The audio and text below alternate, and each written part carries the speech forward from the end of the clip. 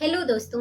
आज हम बात करने वाले हैं लंबर पंक्चर के बारे में कि लंबर पंक्चर क्या होता है, ये लंबर पंक्चर क्यों किया जाता है, इसका प्रोसीजर कैसे किया जाता है, या फिर हम ये कह सकते हैं कि इसका कॉन्ट्रा इंडिकेशन क्या है, इसकी साइड क्या होती है, लंबर पंक्चर का पोजीशन क्या होता है, इसके बारे में इसमें हम डिटेल से डिस्कस करने वाले हैं। ये नाम से ही क्लियर है कि लंबर मतलब क्या होती है, जो लंबर वर्टिब्राई होती हैं, जो हमारी लंबर वर्टिब्रा होती हैं, उसको क्या किया जाता है, पंक्चर किया जाता है। यानी कि उसमें क्या किया जाता है, होल किया जाता है, या फिर हम ये कह सकते हैं कि उसमें छिद्र किया जाता है। तो मैं आपको बता दूं कि लंबर पंक्चर एक मेडिकल प्रोसीजर होता है जिसमें सीएसएफ यानी कि जो हमारा सेरेब्रो स्पाइनल फ्लूइड होता है उसको कलेक्ट किया जाता है। किस लिए किया जाता है, डायग्नोस करने के लिए या फिर थेराप्यूटिक पर्पस के लिए हम क्या करते हैं, सीएसएफ को कलेक्ट करते हैं। सीएसएफ मतलब क्या होता है, सेरेब्रो स्पाइनल फ्लूइड, सीएसएफ। इसको क्या बोलते हैं, सेरेब्रो स्पाइनल फ्लूइड। क्या बोलते हैं, सेरेब्रो स्पाइनल फ्लूइड। ये जो हमारा सीएसएफ फ्लूइड होता है उसको क्या किया जाता है, कलेक्ट किया जाता है, इसका सैंपल ले लिया जाता है, उसी को बोलते हैं लंबर पंक्चर। जैसे कि ये हमारी क्या है, वर्टिब्राई है। कितनी वर्टिब्राई होती है, जो लंबार वर्टिब्राई होती है वो कितनी होती है, फिफ्थ होती है। कितनी होती है, फिफ्थ नंबर में 5 होती हैं। ये क्या है, हमारी 5 लंबर वर्टिब्रा होती हैं। जो हमारा ब्रेन होता है, जो स्पाइनल कॉर्ड होता है, उसके बीच में जो सब अरेक्नाइड स्पेस होता है वहां पे सीएसएफ प्रेजेंट होता है। वहीं पे क्या करते हैं, एक हॉलो निडल को हम स्पाइनल कॉर्ड में क्या करते हैं, इंसर्ट करते हैं। जो हमारा सब अरेक्नाइड स्पेस होता है वहां पे क्या होता है, सीएसएफ फ्लूइड होता है, और सीएसएफ को हम क्या करते हैं, कलेक्ट करते हैं। ये क्या होती है, ये जो नीडल होती है जिससे हम सीएसएफ को कलेक्ट करते हैं उसको क्या बोलते हैं, एलपी निडल। क्या बोलते हैं, एलपी निडल। ये जो एलपी निडल होती है इसके थ्रू हम क्या करते हैं, सीएसएफ को कलेक्ट करते हैं। ये जो सीएसएफ होता है उसको स्टराइल प्रोसीजर बोलते हैं। बहुत ही स्टराइल तरीके से इस सैंपल को कलेक्ट किया जाता है ताकि जो भी डिजीज है उसको एनालिसिस कर सकें और अच्छे से उसका ट्रीटमेंट हो सके, इसलिए हम लंबा पंक्चर करवाते हैं। अब हम बात करते हैं इसकी पोजीशन के बारे में कि किसी भी पर्सन का जब लंबर पंक्चर किया जाता है, जब लंबर पंक्चर प्रोसीजर परफॉर्म किया जाता है तो पर्सन को कौन सी पोजीशन दी जाती है, पोजीशन कौन सी देते हैं। तो सबसे पहले मैं बात करूं इसमें क्या होता है, फीटल एटीट्यूड पोजीशन। कौन सी पोजीशन दी जाती है, फीटल एटीट्यूड पोजीशन। फीटल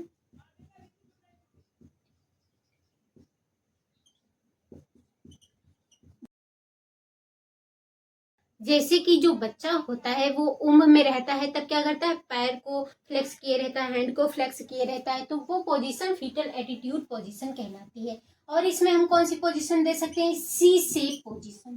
कौन सी पोजीशन दे सकते हैं, सी शेप पोजीशन दे सकते हैं इसमें। और एक पोजीशन होती है जो कौन सी है, सिटिंग पोजीशन। सिटिंग पोजीशन में क्या होती है, पर्सन को हम बैठाल के और उसका जो हेड होता है वो हेड जो होता है चिन चेस्ट से अटैच रहता है, फ्लेक्स कर दिया जाता है। देन क्या करते हैं, हम एलपी प्रोसीजर को क्या करते हैं, परफॉर्म करते हैं। ये जो लंबर पंक्चर प्रोसीजर होता है इसको क्या बोलते हैं, स्पाइनल टैप भी बोलते हैं। क्या बोलते हैं, स्पाइनल टैप। स्पाइनल इसको क्या बोलते हैं, स्पाइनल टैप भी बोलते हैं। करती हूँ इसके साइड के बारे में। जब पोजीशंस डिसाइड हो गई है कि हम कौन कौन सी पोजीशन देंगे, फिर उसके बाद क्या होता है, साइट साइट देखी जाती है कि पर्सन का हम किस साइड पे निडल पंक्चर करेंगे या फिर जो निडल है वो किस साइड पे इंसर्ट करेंगे। तो सबसे पहले हम इसमें देखते हैं नॉर्मल साइट, कि पर्सन के अंदर नॉर्मल साइट क्या होगी, किस साइट पे हम निडल को इंसर्ट करेंगे या फिर हम पंक्चर करेंगे। तो मैं आपको बता दूं कि इसका जो नॉर्मल साइट होता है L3 से L4 होता है। किसमें होता है, एडल्ट में। जब कहीं पे भी एडल्ट के बारे में पूछें कि एडल्ट के अंदर एलपी जो हमारा लंबर पंक्चर होता है वो कहाँ पे परफॉर्म किया जाता है, तो L3 से L4 के बीच में ये परफॉर्म किया जाता है। नेक्स्ट हम बात करते हैं कि चाइल्ड में, यानी कि चाइल्ड का नॉर्मल साइट क्या होता है, L4 से L5। क्या होता है, L4 से L5 के बीच में इंसर्ट की जाती है नीडल। यहाँ के बीच में क्या होता है, CSF पाया जाता है, किसमें, चाइल्ड में। जब भी किसी चाइल्ड की बात आए तो कहाँ उसकी नॉर्मल साइट होती है, L4 से L5। अगर जो नॉर्मल एडल्ट की बात करें तो उसमें L3 से L4 के बीच में CSF पाया जाता है, या हम LP नीडल को इंसर्ट करते हैं। नाउ मैं देखती हूँ लंबर पंक्चर के इंडिकेशंस के बारे में। किसके बारे में, इंडिकेशंस के बारे में, कि लंबर पंक्चर को हम कब परफॉर्म कर सकते हैं, इसके इंडिकेशंस। तो अभी तक मैंने देखा कि इसकी पोजीशन क्या होती है, साइट क्या होती है, तो अब मैं देखती हूँ कि इसके इंडिकेशंस क्या क्या होते हैं, कि जो हमारा लंबर पंक्चर प्रोसीजर है वो उसको हम कब कब परफॉर्म कर सकते हैं। तो सबसे पहले मैं आपको बता दूं कि जैसे कोई पेशेंट आया है, सीवियर हेडेक लेकर के आया है, उसको बहुत ही ज़्यादा सीवियर हेडेक हो रहा है, तो हम क्या करेंगे, CSF को एनालाइज करेंगे। क्या करेंगे, CSF को हम क्या करेंगे, एनालाइज करेंगे, पता करने के लिए कि इसके अंदर कौन सी डायग्नोसिस है, या फिर जो डिजीज है वो कौन सी है, जो डिजीज है वो कौन सी प्रेजेंट है। लाइक फॉर जैसे कि हमारी क्या होती है, मेनिंजाइटिस। क्या होती है, मेनिंजाइटिस। किसी भी पर्सन के अंदर जब मेनिंजाइटिस होता है तो हम क्या करते हैं, CSF के थ्रू ही कंफर्म करते हैं। और क्या होती है, इंसेफेलाइटिस। क्या होती है, इंसेफेलाइटिस। ये जो इंसेफेलाइटिस होता है ये क्या होता है, ये दोनों हमारे ब्रेन की डिजीज होती है। जो ब्रेन होता है उसमें क्या होता है, सूजन आ जाती है, इन्फ्लामेशन हो जाता है। एक चीज और इम्पॉर्टेंट चीज आपको बता दूं कि जो CSF है वो कहाँ पे बनता है, कहाँ पे प्रेजेंट होता है। तो मैं इन दोनों की लेयर्स के बारे में बता देती हूँ कि जो ब्रेन होता है, ब्रेन की किस लेयर में इन्फ्लामेशन हो जाता है, और CSF कहाँ पे पाया जाता है। तो मैं बात करती हूँ ब्रेन के बारे में। किसके बारे में, ब्रेन के बारे में। ब्रेन के अंदर कितनी लेयर होती है, 3 लेयर पाई जाती है। फिर क्या होता है, हमारा ब्रेन होता है। सबसे पहले ऊपर क्या होता है, हमारा स्कल होता है। क्या होता है, स्कल होता है। स्कल के बाद जो लेयर पाई जाती है वो क्या होती है हमारी, सबसे पहले ये जो ऊपर की लेयर होती है ये क्या होती है, ड्यूरा मैटर। क्या होती है, ड्यूरा मैटर। ये जो हमारी बीच की लेयर होती है ये क्या होती है, रग्नाइड। क्या होती है, रग्नाइड। और जो हमारी अंदर की सबसे इनर मोस्ट लेयर होती है वो क्या होती है, पाया मैटर। क्या होती है, पाया मैटर। तो अब मैं बता दूं कि इसके बीच का जो स्पेस होता है, जो ड्यूरा और अरेक्नाइड के बीच का स्पेस होता है, इसको क्या बोलते हैं, सब ड्यूरल। क्या बोलते हैं, सब ड्यूरल स्पेस। क्या बोलते हैं, सब ड्यूरल स्पेस। और जो हमारा पाया मैटर और अरेक्नाइड के बीच का स्पेस होता है इसको क्या बोलते हैं, सब अरेक्नाइड। क्या बोलते हैं, सब अरेक्नॉइड। सब अरेक्नॉइड स्पेस बोलते हैं। क्या बोलते हैं, ये जो हमारा ड्यूरा और अरेक्नाइड के बीच का स्पेस होता है उसको सब ड्यूरल स्पेस बोलते हैं। जो अरेक्नाइड और पाया मैटर के बीच का जो स्पेस होता है उसको क्या बोलते हैं, सब अरेक्नाइड स्पेस होता है। और जो हमारा CSF होता है, CSF कहाँ पाया जाता है, जो पाया मैटर होता है और हमारा अरेक्नाइड मैटर होता है, जो अरेक्नाइड लेयर होती है, इसके बीच में हमारा CSF प्रेजेंट होता है। क्या होता है, CSF प्रेजेंट होता है। इन दोनों बीच के क्या होता है, यहाँ पे CSF पाया जाता है। तो ये जो CSF है वो कहाँ पाया जाता है, ब्रेन में पाया जाता है और स्पाइनल कॉर्ड में पाया जाता है, क्योंकि स्पाइनल कॉर्ड जो होती है वो ब्रेन से अटैच रहती है। तो जो हमारी ये मेनिंजेस लेयर होती हैं वो स्पाइनल कॉर्ड और ब्रेन दोनों को कवर किए रहती हैं। जब ब्रेन की किसी भी लेयर में इन्फ्लामेशन होगा, सूजन होगा या फिर कोई इन्फेक्शन होगा जिसकी वजह से जो डिजीज कॉज करेगी तो उसको क्या बोलेंगे, मेनिंजाइटिस या फिर इंसेफेलाइटिस। ये जो इन्फ्लामेशन है ये कहाँ का है, हमारी मेनिंजेस लेयर का है। तो जब ब्रेन में कोई इन्फेक्शन होगा तो हमारे CSF में होगा। जब CSF में होगा तो हम क्या करेंगे, CSF से एनालाइज कर सकेंगे या डायग्नोस कर सकेंगे। तो ऐसे हमारे मेनिंजाइटिस और इंसेफेलाइटिस को कॉज करता है। नेक्स्ट, और हम लंबर पंक्चर कब परफॉर्म कर सकते हैं, जब किसी भी पर्सन को एनेस्थेसिया देना हो। क्या देना हो, एनेस्थेसिया देना हो, तब हम क्या कर सकते हैं, लंबर पंक्चर प्रोसीजर को परफॉर्म करते हैं। या फिर किसी को chemo therapeutic agent therapeutic agent देना हो या फिर कीमोथेराप्यूटिक एजेंट को क्या करना हो, एडमिनिस्टर करना हो, कीमोथेरेपिक एजेंट एडमिनिस्टर करना हो, कीमोथेरेपिक ड्रग्स देना हो, तब हम क्या कर सकते हैं, लंबर पंक्चर प्रोसीजर को परफॉर्म करते हैं। तो जब मैंने इंडिकेशंस के बारे में बात की है तो अब ये भी देख लेते हैं कि इसके कॉन्ट्रा इंडिकेशंस क्या क्या होते हैं, कि हम लंबर पंक्चर को कब नहीं कर सकते, इसके बारे में हम देखते हैं। तो कॉन्ट्रा इंडिकेशन क्या होते हैं इसके, कॉन्ट्रा इंडिकेशन यानी कि जो लंबर पंक्चर प्रोसीजर है इसमें परफॉर्म नहीं करना है। अभी मैंने इंडिकेशंस के बारे में बात की, लंबर पंक्चर के इंडिकेशंस क्या होते हैं, हम कब कब लंबर पंक्चर कर सकते हैं। तो इसकी कॉन्ट्रा इंडिकेशन भी पता होना चाहिए कि हम लंबर पंक्चर कब कब परफॉर्म नहीं कर सकते हैं, कब बहुत ज़्यादा डेंजरस होता है जब हमको लंबर पंक्चर नहीं करना होता है। तो सबसे पहले जो फर्स्ट पॉइंट होता है वो क्या है, अगर किसी भी पर्सन को ये जो वर्टिब्रा होता है, हमारी लंबर वर्टिब्राई होती है, यहाँ पे कोई डिफॉर्मिटी है, जैसे कि स्पाइना बाइफिडा, किसी भी पर्सन के अंदर अगर स्पाइना बाइफिडा है तो हमको क्या करना है, वहाँ पे लंबर पंक्चर प्रोसीजर को परफॉर्म नहीं करना है। क्या नहीं करना है, स्पाइना बाइफिडा है तो हमको क्या करना है, लंबर पंक्चर प्रोसीजर को परफॉर्म नहीं करना है। या फिर हम ये कह सकते हैं किसी भी पर्सन में क्या है, कोई इन्फेक्शन है, जो लंबर एरिया है, क्या है, जो लंबर एरिया है वहाँ पे कोई इन्फेक्शन कॉज कर गया है, क्या है, इन्फेक्शन है, तब हमको वहाँ पे लंबर पंक्चर प्रोसीजर को परफॉर्म नहीं करना है। नेक्स्ट हम बात करते हैं, अगर किसी भी पर्सन में CSF इंक्रीज है, क्या है, ICP बढ़ा हुआ है, जब किसी भी पर्सन के अंदर ICP इंट्राक्रेनियल प्रेशर, क्या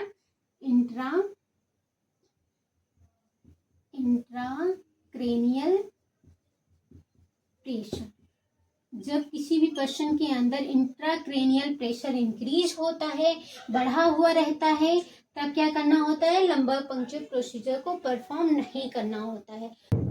जब किसी भी पर्सन के अंदर ICP यानी कि इंट्राक्रेनियल प्रेशर इंक्रीज हो जाता है, तब हमको लंबर पंक्चर प्रोसीजर परफॉर्म नहीं करना होता है। जब ICP नॉर्मल होगा तब हम लंबर पंक्चर प्रोसीजर को परफॉर्म कर सकते हैं।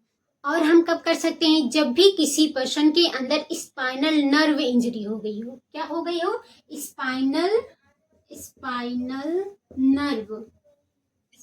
नर्व इंजरी हो गई हो तो हम क्या करेंगे, लंबर पंक्चर को परफॉर्म नहीं करेंगे। क्या नहीं करेंगे, LP को नहीं करेंगे, लंबर पंक्चर प्रोसीजर परफॉर्म नहीं करेंगे। ये कुछ हमारे कॉन्ट्रा इंडिकेशंस होते हैं जिनके बारे में पता होना बहुत जरूरी है। देखिए, अभी मैंने बात की ICP के बारे में, इंट्राक्रेनियल प्रेशर के बारे में, यानी कि जो CSF होता है वो इंक्रीज हो जाता है। तो सबसे पहले हमको नॉर्मल वैल्यू पता होनी चाहिए कि नॉर्मल वैल्यू कितनी होती, तभी हमको पता चलेगा कि CSF इंक्रीज है या फिर डिक्रीज है। तो सबसे पहले इसमें हम बात करते हैं इसके नॉर्मल वैल्यू के बारे में, इसके बारे में, नॉर्मल वैल्यू के बारे में। नॉर्मल वैल्यू क्या होती है, अगर जो CSF की हम देखें, CSF जो होता है इसके नॉर्मल प्रेशर कितना होता है, 6 to 13 mm of Hg, क्या होता है, mm of Hg, यानी कि जो हमारा CSF होता है, सेरेब्रोस्पाइनल फ्लूइड होता है, उसका mm of Hg में देखें तो इसका जो प्रेशर होता है 6 to 13 होता है। सभी बुक्स में इसकी वैल्यू जो होती है अलग अलग पाई जाती है, थोड़ा बहुत डिफरेंस रहता है, किसी में 15 होता है, किसी में 6 से यहाँ पे 8 होता है, तो ये थोड़ा सा डिफरेंस रहता है।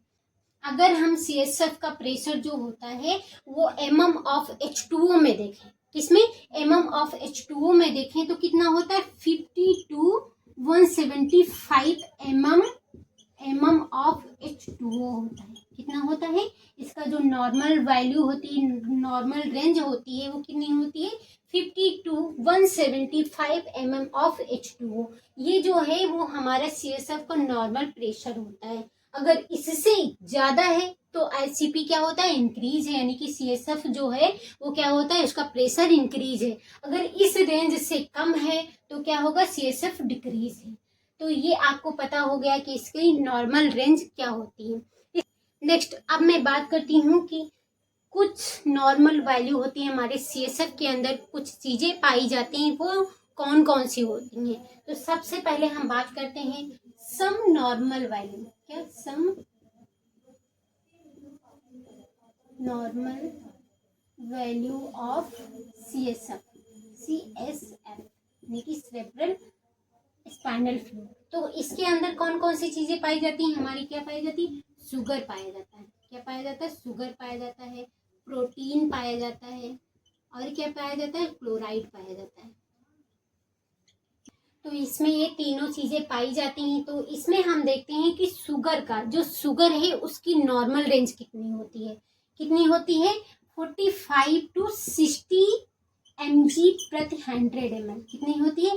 प्रति 100 ml, यानी कि 45 से लेकर के 60 mg प्रति 100 ml देखा जाता है। अगर जो इससे कम है तो इसका मतलब है कि बॉडी में क्या है? इन्फेक्शन है, या कोई भी बैक्टीरियल वायरल इन्फेक्शन प्रेजेंट है। नेक्स्ट हम बात करते हैं प्रोटीन में। प्रोटीन की नॉर्मल रेंज कितनी है? 30 to 45 mg प्रति 100 ml। कितना होता है?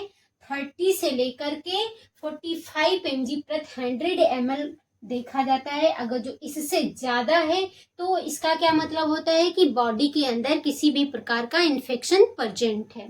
नेक्स्ट हम बात करते हैं क्लोराइड की। क्लोराइड कितना होता है? 720 से लेकर के 750 mg प्रति 100 ml होता है। कितना होता है? क्लोराइड कितना होता है? 720 से लेकर के 750 mg प्रति 100 ml पाया जाता है। अगर जो इससे ज्यादा होता है तब क्या होता है कि बैक्टीरियल इन्फेक्शन प्रेजेंट है। ये जो क्लोराइड होता है ये क्या होता है? CSF में डिक्रीज हो जाता है जब बैक्टीरिया प्रेजेंट होते हैं। शुगर भी डिक्रीज हो जाता है क्योंकि जो बैक्टीरिया होते हैं वो शुगर को खा लेते हैं। तो इसमें क्या होता है? शुगर कम देखने को मिलेगा, तो इसका मतलब होता है कि बैक्टीरिया या फिर कोई भी इन्फेक्शन प्रेजेंट है।